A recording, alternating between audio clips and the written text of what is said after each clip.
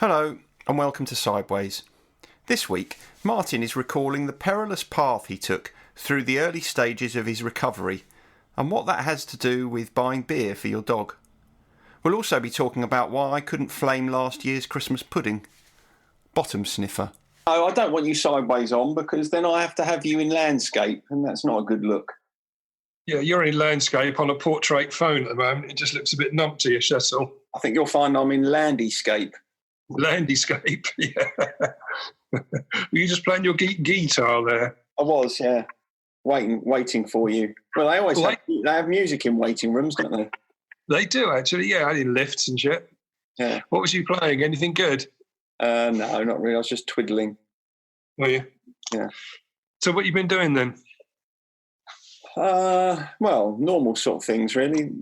Things that one does over the Easter bank holiday. I've been Eat chocolate. Some seeds, eating some chocolate, going out for my daily walk. Yeah. It was a bit colder yesterday, to be honest. I went out in my shorts and I sort of regretted it when I was walking up the road. People were in duffel coats. You went out in your shorts yesterday. It was about 5 degrees. I know, yeah. I know, but it was bracing. How are you doing anyway? Yeah, all right, yeah. It's a bit, I'm feeling hemmed in a little bit, to be honest, but apart from that, I'm all right. It's not a great tragedy, I suppose, but it's all right. Yeah, of course, you haven't got a garden, have you?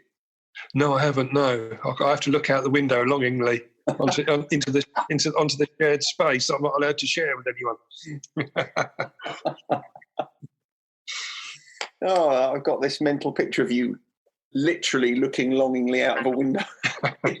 With a long face. Anyway, at least you managed. You organised the time meeting for 10:16, which is quite accurate. Yeah, I was here on time, wasn't I? You were on time. I mean, it's lucky because I couldn't have made 10:15, but 10:16 I'm all right with. Yeah, were you busy at 10:15? That's my alarm went off to get me up. So I've had a full minute to prepare. So I've had my shower and everything and been out for a walk. And all within that 1 minute. Oh dear. So what are we talking about today then? Well, I haven't got a title for this one. Oh, this is a first. I thought it would probably evolve as we go through. Okay. So it's just a discussion point, really, but it's something that I've come across it before, but it was I've got a bit of inspiration. I like a bit of wafty daytime telly sometimes for my inspiration. Yeah, have you been watching Crown Court or something? Crown Court, God, that's going back a bit. The Sullivans. No, as much. In fact, I don't know what program it was, but it was the one that Eamon and Ruth are on in the mornings. I don't know, This Morning or something. I don't know what it's called. Something like that, isn't it? Anyway, they were on and they were talking about special chocolate eggs for dogs. What? Yeah. Okay, they were saying it was a bit of a bad idea. There's these special Easter eggs that they've bought out, which you can that are sort of dog friendly. Why would you want to give your dog an Easter egg? I don't know, but they were saying that they thought it was a bad idea because kids would suddenly think then it would be okay to give dogs real chocolate. We know how dangerous that is. But it did remind me of a little bit, or it reminded me of it was something I put on Facebook 2 or 3 years ago, actually. I was having a bit of rant on Facebook about beer for dogs. Do you remember that one? I do remember that, yeah, because they sell it in the range, don't they? They do. Well, I went back because it was in August 2017. I did a search on my Facebook page and found my original rant. Okay, this does lead on to something in a minute, so don't worry. So it's not totally obscure just at this moment. But it's reminding me of something as well. Actually, it might be that it's reminding us of the same thing. But okay. All right, you're making a bit of noise that end, mate. Can you just pipe down a little bit? Just getting my notebook out. Is that all right? Oh, right, okay, yeah, a bit unusual for you. But anyway, going back to my notes, because obviously I have got the notes. I'll just read you my extract, shall I, from Facebook. It's only a quick one here. I'd put a picture of the. I'd taken a picture of the little brochure that come through from the range that had the doggy beer on the back, and I put as my heading. I put at last, beer brewed especially for dogs, bottom sniffer beer, which is what it's called. Now available from the range. I think it's fun to give our pets pretend drugs. Keep an eye out for cat cocaine and hamster heroin soon to hit the shelves. Right. I was having a bit of a rant there because I thought this is wrong on many levels. And there's a few comments on there, and then I put a comment there. Then it made me laugh. I shouldn't laugh at my own stuff really, because that's really crass. Very bad. Yeah. It was, but it did make me laugh because there's a few comments there, and I put there. I've just brought back some ferret fags from France. If anybody wants some. So I thought, it was a softer version of cat cocaine and hamster heroin. I thought ferret fags. I'm sure other people can think of a few. I'm sure you're probably thinking of a few right at the moment. But very good alliterative work that is. Yeah, I did I like the alliteration on that. Yeah, it worked quite nicely. Cat crack. Cat crack. Well, I've already used cat as well, but cat crack could do. But I've used cat for cat cocaine. So we really need other hamsters, other pets with drug-related stuff that alliterate nicely. So yeah, I'll leave that with you, shall I, for a while? Yeah. Okay. Yeah. Okay. But I did. Could you have horse? I was very good, yeah. But again, I've used heroin before earlier on in the analogy. But I'm keep going, mate. I'm sure we can find some. You can edit some in to make you sound like you come up with loads of funny ones off the cuff, which people won't believe, obviously. But anyway, I did check online to see if this doggy beer, this bottom sniffer beer, was still available, and it is apparently. Is it? But I did find some others on there, right? Some other things, which they do a meat flavoured beer for dogs called Snuffle. Doesn't sound very nice. Meat flavoured beer. Yeah, I don't know. And there's some other ones here, which again made me laugh a bit, sadly, really. But Pinot Meow for cats, Por Seco. which was available in white and rosé, which was for both cats and dogs. Yeah, Shampoos, which was for either as well. So there's this whole industry creating this really silly stuff, this humanised stuff for pets. And I really don't like it, especially when it's sort of alcohol related. Again, it's sort of normalising it in many ways, isn't it? Well, the idea that nobody should be precluded from enjoying the benefits of alcohol and hard drugs. It's available to everyone, yeah. I was just thinking, the meat flavoured beer, that's effectively Bovril, isn't it? Yeah, they've dressed that one up a little bit, haven't they, to be honest, yeah. I always used to have a Bovril at the football, do you remember? I do remember that. I don't really like the smell of Bovril either. I certainly wouldn't drink it. But, because you didn't like the smell of it. I know. It's particularly it made the experience of going to watch Maidstone United even worse. Because remember what it was like to actually be able to go and see football? Oh yeah, I know. It seems a distant memory now, doesn't it? I'm sort of longing for it a little bit, I must admit. Are you?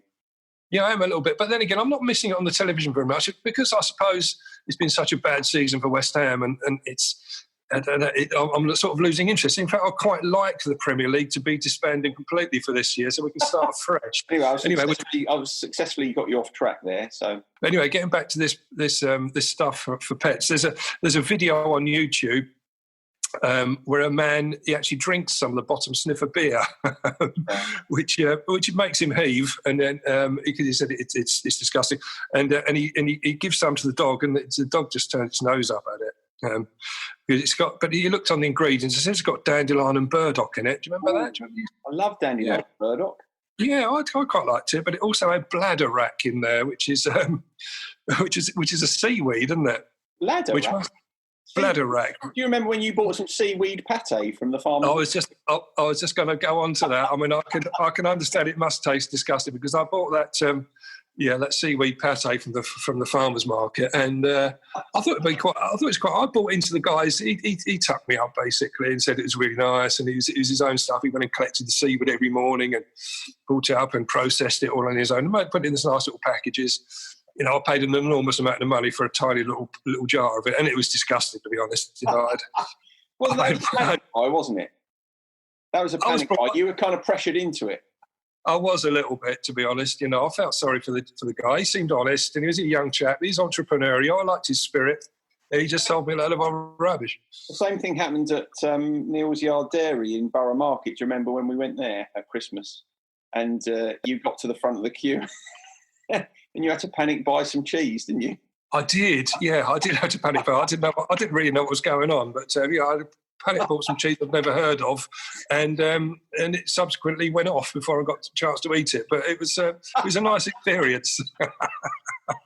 Anyway, I don't know. We're drifting away the subject. But the reason I brought up this bottom sniffer beer and that sort of thing, because it reminds me a little bit about the problems that can crop up with alcohol-free beer.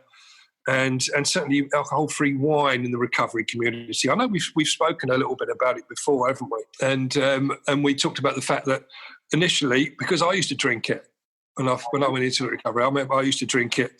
And looking back on it, I was playing a really dangerous game. But I I remember being quite arrogant when I first went into recovery. And I thought I knew it all, and everyone else was talking rubbish, and I was going to go my own way, and I was going to get this. It wasn't going to be a tricky journey I was going to be going on. But looking back, I hadn't really discovered my humility really. That came a little bit later in recovery, when I started to actually listen to what people were telling me, and suddenly realised that perhaps this wasn't, I shouldn't be doing this, and I should be changing some of my habits. And I think it was quite a lesson really, and I was really lucky that I didn't lapse or relapse, because it comes up so often in groups now. When people have sort of decided they treat themselves to some alcohol-free beer, but we found that the alcohol-free wine seems to be, certainly amongst the girls that come in, have found that can very quickly lead back to their drug of choice, which obviously is going to be drink. It's interesting that, because I can remember when you were drinking alcohol-free beer, and I used to think to myself, "Blimey, that's an odd thing for a recovering alcoholic to drink." But I don't think I ever said anything to you about it. But it's interesting now that you're kind of flagging that was kind of a bit of a tightrope to be walking. It was, and I didn't think it at the time, but because it's still got a bit of a taste to it, which can remind you so much of it, and reminders through taste can be very powerful, can't they? I mean, there's a lot of reminders that are going to crop up anyway, and that was one that I could have avoided, and I was really lucky it didn't cause me problems. But because I've learnt later on in groups, listening to people that have done exactly that and have lapsed because it's taken them back to the real thing, it's something that I would be much more wary of now.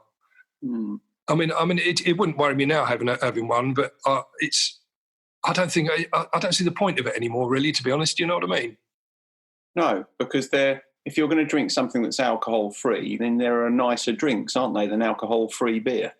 There are, yes. But that was kind of part of a lifestyle that you curated early on in your recovery, wasn't it? Because you would still go in the pub, you drink alcohol-free beer. I mean, you were quite. I can remember having a conversation with this about you. You were a bit of a maverick in terms of the way you approached recovery. Yeah, I did, because I thought I knew better. Yeah, and so it was arrogance, and it was only when I started to listen to people that knew what they were talking about that I started to take a few of these lessons on board. So I got away with it by the skin of my teeth, I think. Do you have? You mentioned there that people will come into group and they might like the alcohol-free wine or alcohol-free beer or whatever. But do you often see people coming into group that have the same attitude that you had when you started in your Yeah, I do from time to time, yeah. How do you deal with that? It's quite tricky, really, because I want to tell them, don't do this because it's absolutely the right thing to do. And then I think, well, I did that. And so I tread a little bit of a tight line with that one, really. But I do say to them, no, it's not recommended. But at the end of the day, everyone's journey is different, and so we have to be aware that people will make their own decisions, their own choices.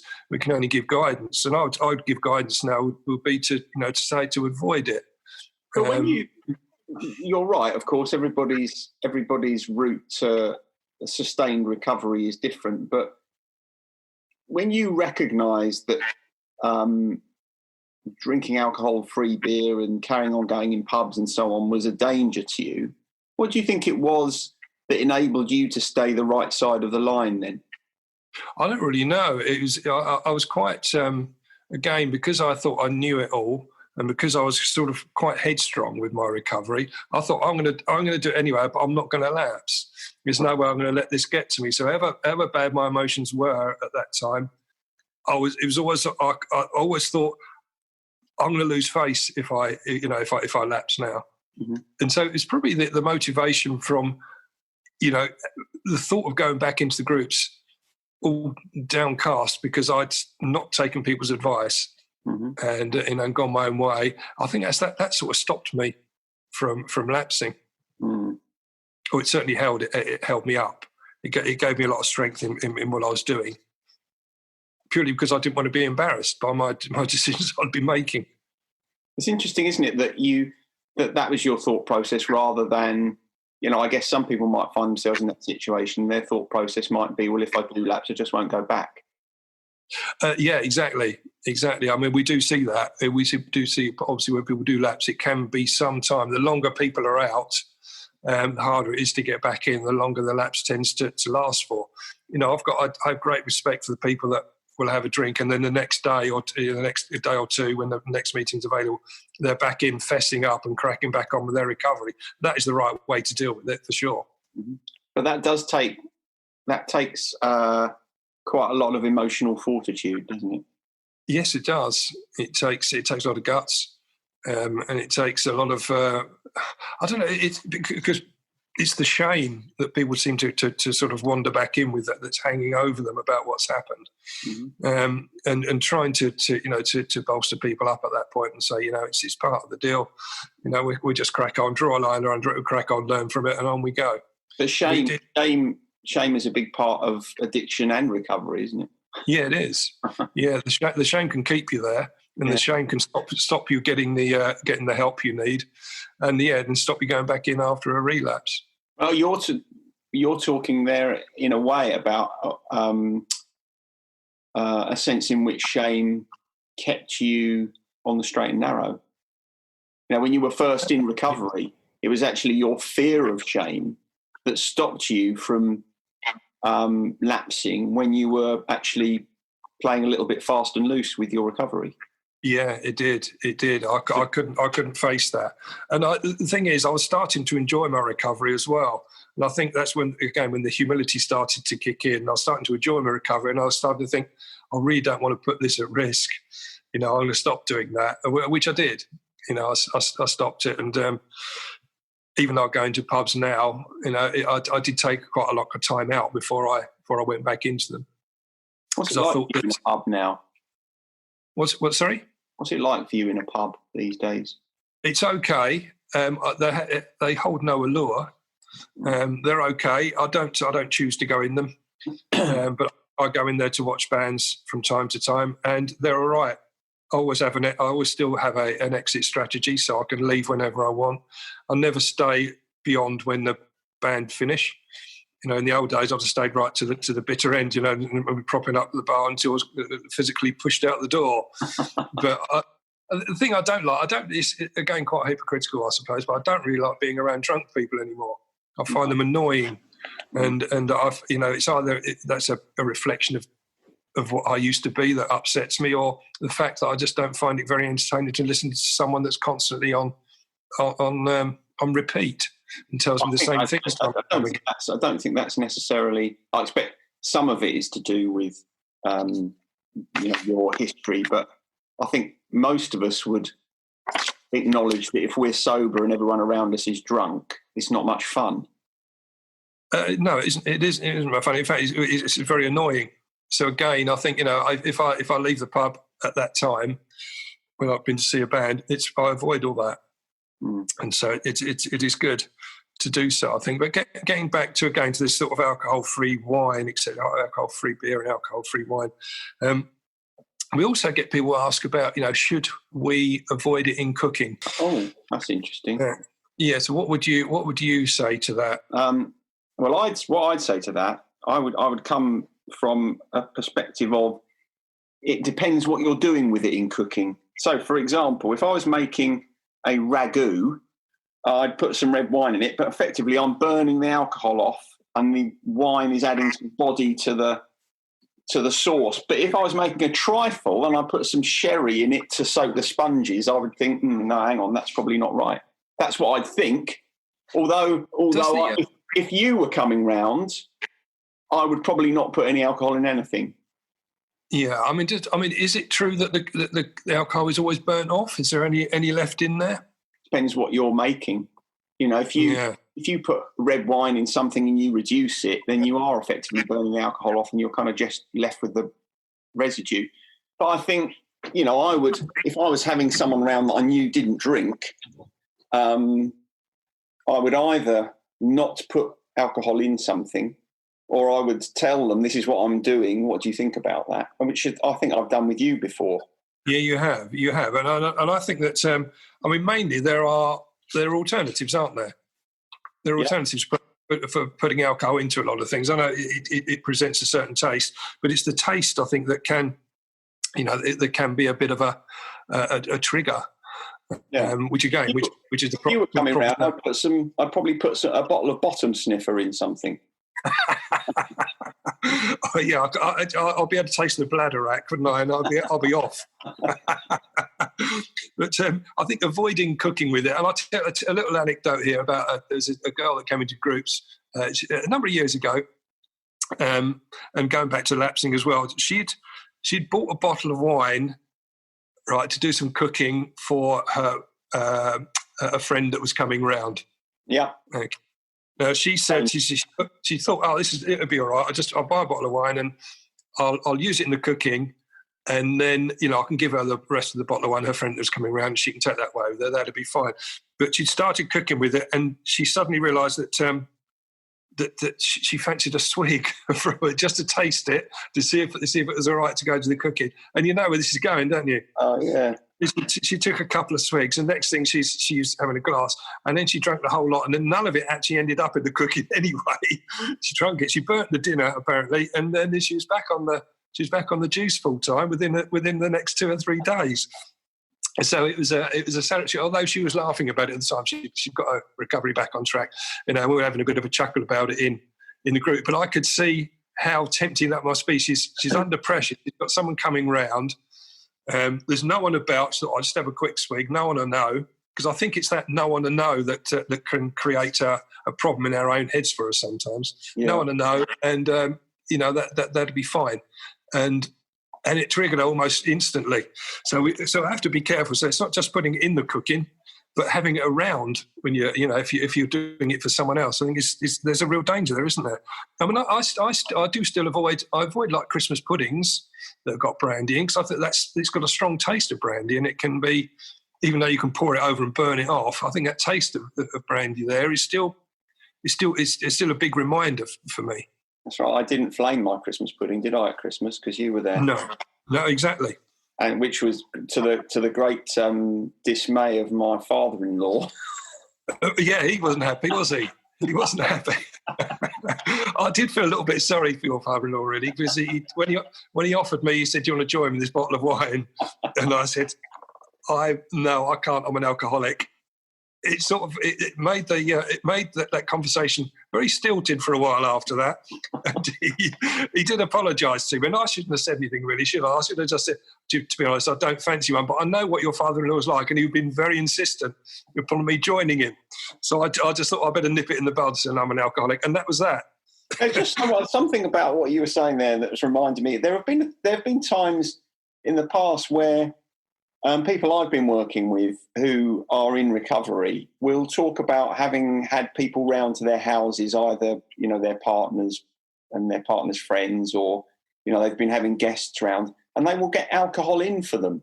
And I think to myself, why? Why are you doing that? If I was going round to if someone had invited me round to their house who was in recovery, I wouldn't expect them to buy wine or beer just because I was coming round. I mean, what do you think about it? I mean, I guess I know what you think about that, but do you think that's quite common? Yeah, it is. It blows my mind, that does. It is a strange concept, but again, that crops up all the time. It crops up all the time. But I think that because it's still part of an old habit, there's still a little bit of, there's something quite nice about buying the alcohol still sometimes. It's a weird feeling, but certainly I wouldn't do it. But to me, it is it's an illustration of you deprioritising your own needs and prioritising someone else's. It is, but if if you're going somewhere else though, say you're going to someone else's dinner party and they drank, would you expect, would you find it weird if I bought a bottle of wine round for you, for example? Yeah, of course I would. Yeah, it's not right, is it really? No, I recognise that I'm at the kind of extreme end of this, because I know that you don't mind if there are people around you drinking, but if you're around, I can't drink. I won't drink if you're about. It just feels to me as if that's totally inappropriate. I know it doesn't worry you, but it just feels to me like, well, I don't need to have a drink, so why would I? I know. The thing is, I mean, the other, look at it from my point of view, I find it quite tricky, because I think I'm putting other people, they're not been able to do what they want to do because of my condition. And so, like, again, when I come round to yours at Christmas and there's people drinking there, I would have felt really awkward if I had gone round there and there's people there that I knew like to drink, didn't have a drink because I was there. Yeah. So because I would find that's much worse. It's quite a tough one, but it's easier if people aren't drinking around you. But I have no problem with it. And in fact, now I'm a long way down my road of recovery. I prefer it if they do drink, because I don't want them to stop their like the people that can drink quite safely and without a problem. A bit like your father-in-law, who shouldn't have to curtail the way they drink just because of me. No, I suppose it's slightly different there, isn't it? Because there are relationships that are kind of removed in some way.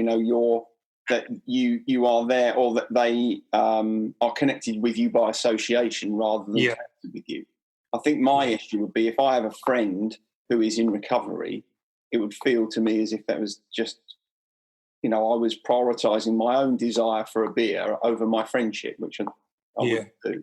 But you're right, if you're talking about extended family or a wider group of friends, then it's probably unreasonable to expect that. It is, because I know certainly, other people have said to me, are you happy being around people that drink? They almost do that my worrying for me. Yeah. Which again is quite a strange concept, but it does happen. But it's not just taste, because again there's a story come up in group again a number of years ago, but it wasn't about taste, but it was regarding smell. I mean, this guy, he was telling us that he was he'd been homeless and he'd got some temporary accommodation lined up, and so he's put in this block of flats, and someone in there was smoking weed a lot in one of the other rooms, and that was his drug that he was having most trouble with, and he explained it as having euphoric recall. Yeah. He said because he could smell it, and all of a sudden his mind drifted back to using, and he said it was overwhelming, the desire that was brought on by that smell. And he was quite lucky, in fact, that he managed not to relapse. He said he was really close, but he was able to get moved to somewhere else, which again, he could have got moved somewhere else and the same problem would have cropped up, but luckily he was moved to somewhere else, and that he wasn't then subject to that smell and that euphoric recall that he was experiencing. But he said that that was a really tough time, because you can't, when you're in temporary accommodation, you can't just ask to be moved because you don't like it there, for example. So it went on for quite some time, and he was able to get a move in the end. on the grounds that it was causing him problems with his addiction. Yeah, I mean, that's potentially a real problem if you're a recovering alcoholic, isn't it? Because smell is so evocative. Yeah. Smell of a pub. Well, yeah, I was going to go on to the smell of the pubs, because the smell of the pubs used to be alluring. Do you remember that smell? If you went into a pub just as it opened up, and you could, the smell of last night's beer, some of the pubs we used to go in were some dodgy pubs, weren't there? And so the carpet was still sticky, wasn't it? I'm thinking of George. The George was exactly right. And you go in there and that smell.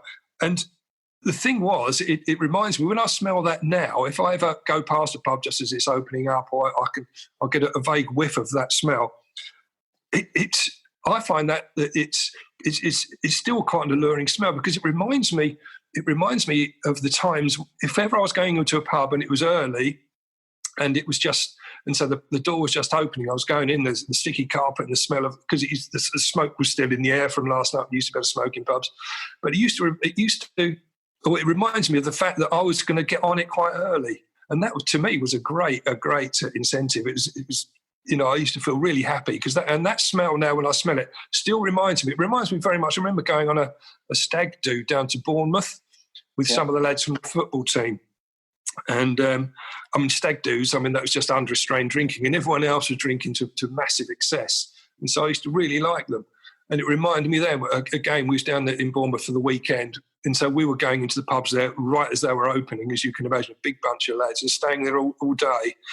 And so I associated that smell of an early morning pub opening up with having a proper session. So that was a recall, which I still get that now. If I smell it, I think, it reminds me of Bournemouth, or it reminds me of going into pubs early. And it's almost like this excitement of remembering of how I used to feel at that point when I was going, and I was going to start early, and everyone else would be drinking with me. Yeah, I recognise that. I get that as well when I think of it, because I can still smell the smell of the Royal George at the bottom of Boxer. Yeah. And when I think about that, the kind of smell and going in when the pub first opens, I have this kind of overwhelming recall of a kind of sense of promise of what is to come. Yeah. Because when you're sort of first out for the evening or in the morning or whatever it is, everything's in front of you. It's all, and I remember someone saying this to me about addiction once, about alcoholism, that there's always this something in your head is saying, this time it's going to be different, it's going to be fun, this is going to end, this is going to be good, this is going to be probably earlier on in your addiction, but this is, when I'm out on a session tonight or whatever I'm doing, this is going to end well, and of course it never does end well. So you're given this promise that it's going to be okay. And actually, at the end of it, it's not great, is it? And it was the same even if you're not an alcoholic. It would be the same in those days. You go out, you spend too much money, you wake up, with a terrible head. And as you say, it really did end well. But it was that promise, and it was that kept me going. You can imagine if you felt that promise. Imagine how I felt with somebody who's got a real problem with, or a real thirst for alcohol. What that meant to me. Yeah. It meant an absolute release from reality as well, especially with stag do's when you're not going home the next day and having to face up to responsibilities. It really was, a complete indulgence. Yeah, mentioning stag do's, I can understand now why you slide tackled that 7-year-old on my stag do. I was drunk as a skunk. Euphoria, wasn't it? It was euphoric, and we were on foreign territory. We were in France. I was an English hooligan abroad. You probably done the best part of one of those little crates of mini beers yourself. Probably, but I can't really remember. But it's quite interesting. We talked about taste, we talked about smell, and there was something that came up on. Every evening we have at the moment, while we're all on lockdown, we have an Aspire to Be Zoom meeting. Yeah. Come along, and a couple of the guys there were mentioning. It was Aaron and Gareth. I know they won't mind me mentioning their names, because I know they both listen to the podcast. We started talking about music and how that. So obviously using your ears, then how that can take you back to certain places at certain times. Yeah, definitely. And it started getting me thinking. And in fact, I've started another set of notes, another episode on music. which I think is. I mean, we could, you and I could probably sit down and do a whole bloody season just on music, couldn't we? But and again, we do need to avoid that, like football, really, because you become very self-indulgent. But I've started some of the notes on that, so we'll do that at some point. We'll do that, and about how the actual tracks which talk about addiction are the ones that take us back to certain times. So that'd be good. Look out for that one. Yeah, listen out for that one. I just think about music and certain music that I can think of certain tracks that take me to certain pubs. If I ever hear the Doors, it takes me straight back to the Albion. Does it? Yeah, because they always used to have the Doors on the jukebox, and there must have been someone in there that always used to put the Doors on. So if ever I hear anything by the Doors, I'm always taken straight to the Albion and the landlord shouting, "I've had your money, now F off." Remember? We'll keep that in mind and think about that, because we'll do that one in the not too distant future while it's still fresh. While it's still fresh in my mind. I have started doing a bit of research on it, and I've got some notes already on certain tracks and that sort of thing. So again, have a little think about that, and we'll when we hook up, you'll be prepared, which is really unusual, isn't it? It will be unusual. Well, you make sure you keep working on that rather than staring longingly out of the window, wishing that you had a garden to languish in. I'll do a bit of both. Thank you very much. I'll send you some pictures of my garden later, and you can have a look at that and wish you were languishing in that. No, well, actually, looking outside at the moment, it's looking a little bit dull. Tomorrow's going to be nice, though, isn't it? 16 degrees tomorrow. I think the next few days are going to be okay. So I'll pop my shorts back on when I go for my daily constitutional. You're making me feel queasy now, so we should probably wrap up. Well, I'm going to be going out in a minute once we finish this recording. So I'm getting ready to go. There's some nice little walks around here, which I'm really enjoying. That's the good thing about this lockdown. Have you been over to Cuckoo Woods yet? I have, yes. Have you been down the bottom where the stream is? Yes, I did go down there, but there's been a congregation of kids in there, which against the lockdown rules, obviously, that are in there, and they're all smoking stuff. Sorry? You worried about getting beaten up? Well, a little bit, but they're all there. They're smoking with the smell of skunk drifting across Cuckoo Woods at the moment. It's pretty unpleasant. But anyway, okay. All right. We drift off. Well, stay safe and healthy. Are we all right on that? I've finished my notes. Yeah, good. Well, we've run out of time now anyway. We are, so I thought we'd probably be getting towards the end of it. Okay. Well, it's good to catch up. Yeah. Well, look after yourself, and I'll talk to you next week. Yeah, we'll do. See you later. Bye. Bye. Sideways was created by Graham Landy and Martin Pankhurst. If you want to read more about our work, visit grahamlandywellbeing.co.uk/sideways-podcast. You can follow us on Twitter, and you can email us to let us know what you think of the show and with anything else that you might like to ask us. Finally, we want to thank you for listening and ask that if you've enjoyed what you've heard, that you spread the word. And we'll see you next week. A green plastic water